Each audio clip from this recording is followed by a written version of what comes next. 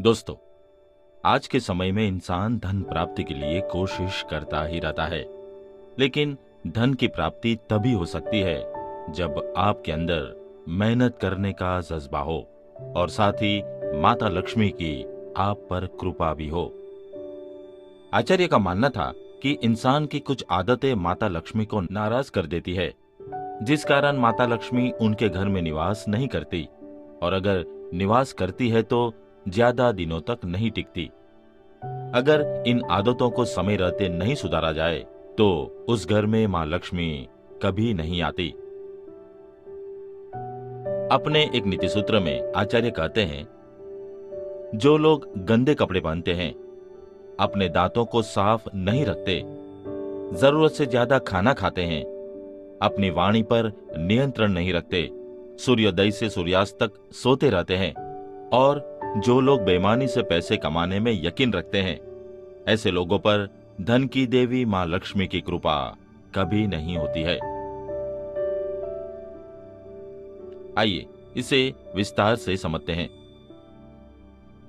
दोस्तों, जो लोग अपने आसपास गंदगी रखते हैं और स्वच्छता से परहेज करते हैं, उनके घर में माता लक्ष्मी कभी नहीं ठहरती। ऐसी जगह लक्ष्मी जी का वास होता ही नहीं जहां गंदगी हो। अगर मां लक्ष्मी जी को प्रसन्न रखना चाहते हैं तो सिर्फ अपने घर की ही नहीं बल्कि अपने शरीर, अपने दांतों और वस्त्रों की स्वच्छता का भी ख्याल रखें। दोस्तों, आचार्य चाणक्य इस नीति सूत्र में यह भी कहते हैं कि जो लोग जरूरत से ज्यादा भोजन करते हैं वह भी कभी धनवान नहीं हो सकते। ऐसे लोगों के साथ सेहत से जुड़ी समस्याएं होने लगती है।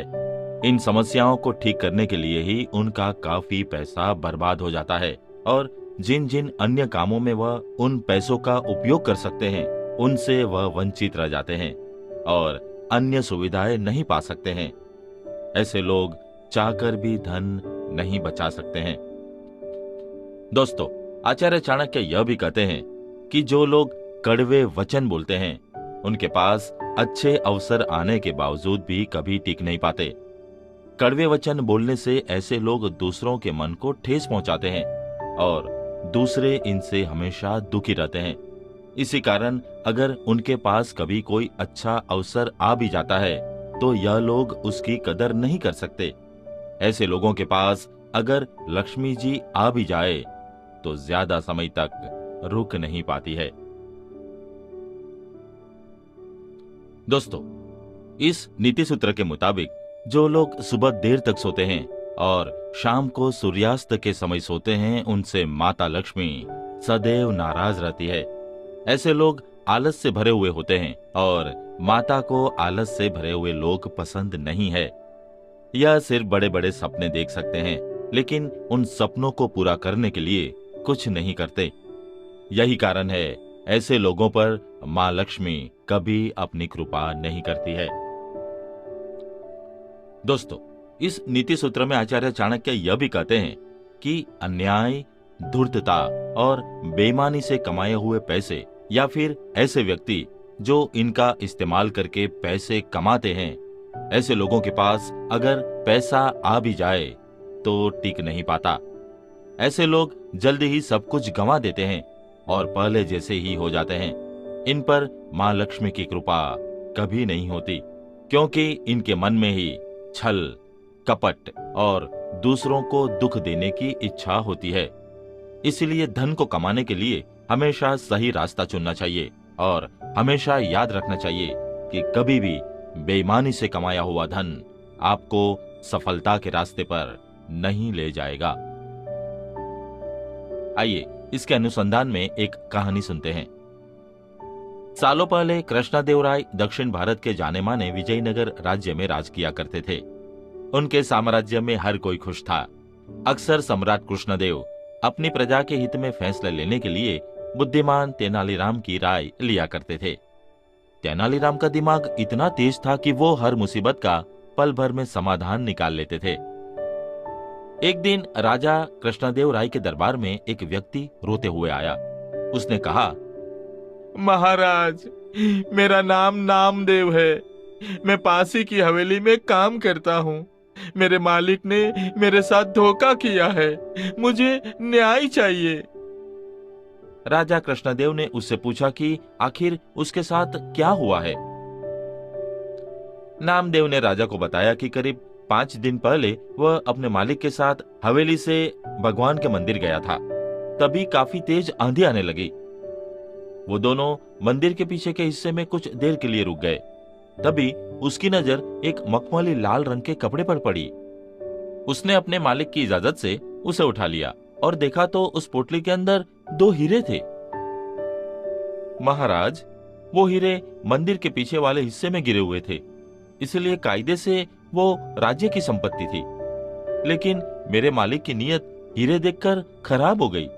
उन्होंने मुझे कहा कि अगर तुम किसी को नहीं बताओगे तो आपस में हम दोनों एक एक हीरा बांट लेते हैं। मेरे मन में भी लालच आ गया, इसलिए मैंने इस बात के लिए हाँ कर दी। हवेली पहुंचते ही मैंने जब मालिक से अपना हीरा मांगा तो उन्होंने उसे देने से मना कर दिया। मैंने सोचा था कि हीरा मिलते ही मैं उसे बेचकर नौकरी छोड़कर खुद का कुछ काम शुरू करूंगा। महाराज, मैंने मालिक से 2 दिन तक विनती की, लेकिन उन्होंने मना कर दिया। अब आप ही मेरे साथ न्याय करें। नामदेव की बात सुनते ही सम्राट ने तुरंत अपने सैनिकों को भेजकर मालिक को दरबार में बुलाया। उसके आते ही महाराज कृष्णदेव ने हीरे के बारे में उससे पूछा तो उसने बताया कि उसका नौकर झूठ बोल रहा है। उसने ये भी कहा कि हाँ, ये सच है, उस दिन हमें मंदिर के पीछे के हिस्से में हीरे मिले थे। मैंने वो हीरे उसे राजकोष तक पहुंचाने के लिए कहा था। फिर 2 दिन बाद जब मैंने उससे हीरे जमा करने की रसीद मांगी तो यह घबरा गया और सीधे मेरे घर से निकलकर आपके पास आ गया। तब से यह सारी झूठी कहानी वो आपको सुना रहा है। तभी महाराज ने नामदेव के मालिक से पूछा कि क्या आपने इसे हीरे किसी के सामने दिए थे? नामदेव के मालिक ने कहा, हाँ महाराज, मैंने अपने तीनों नौकरों के सामने इसे हीरे की पोटली दी थी। यह जानते ही राजा कृष्णदेव ने उन तीनों को बुलवाया। नौकरों ने नामदेव के खिलाफ गवाही देते हुए कहा कि उनके मालिक ने नामदेव को हीरे उनके सामने ही दिए थे। यह सुनकर राजा कृष्णदेव अपने मंत्रियों से सलाह मशवरा करने लगे। सबसे पहले राजा ने कहा कि उसे नामदेव सच्चा लगता है। उनके अन्य मंत्रियों ने कहा कि महाराज, हमें उन गवाहों को नजरअंदाज नहीं करना चाहिए। फिर राजा कृष्णदेव ने तेनालीराम की तरफ देखते हुए इशारों में पूछा कि उनका क्या कहना है। मुस्कुराते हुए तेनालीराम ने कहा कि मैं अभी सच और झूठ का पता लगा लेता हूं, बस आप लोग कुछ देर के लिए पर्दे के पीछे बैठ जाएं।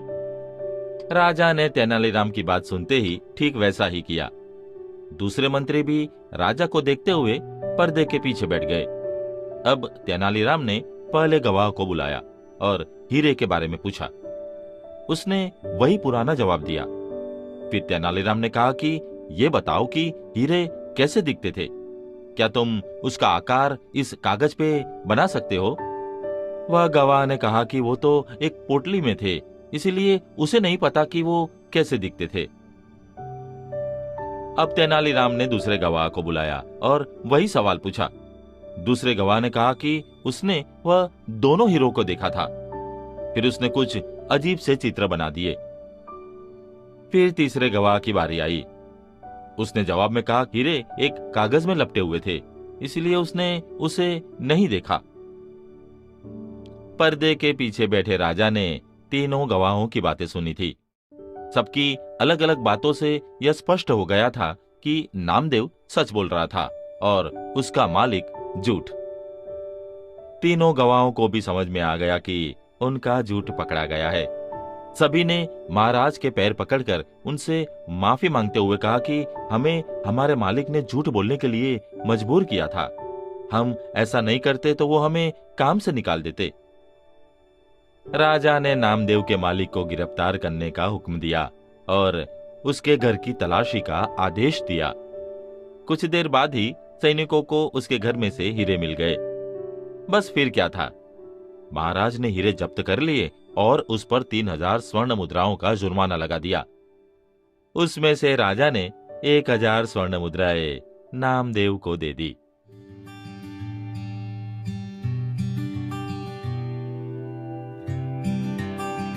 दोस्तों, आज के एपिसोड में बस इतना ही। अगले एपिसोड में फिर मुलाकात होगी, फिर बातें होगी चाणक्य नीति पर। तब तक के लिए नमस्कार।